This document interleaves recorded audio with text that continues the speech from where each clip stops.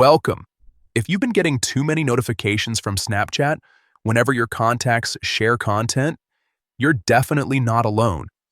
These alerts can quickly become overwhelming, especially if you're trying to keep your notifications focused on messages that actually matter. The good news is that Snapchat gives you control over this, and it only takes a few taps to turn those notifications off.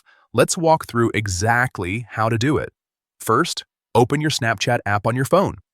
Once you're on the main screen, look at the top left corner and tap on your Bitmoji or profile icon. This will take you to your profile page where all your personal settings are stored.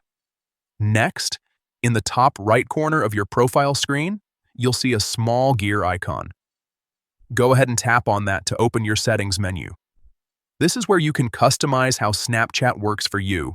Now, scroll down a bit until you find the notifications option and tap on it. Inside this section, you'll see a list of all the different types of notifications Snapchat can send to. Here's the important part. Look for the option labeled From Your Contacts. Once you find it, simply uncheck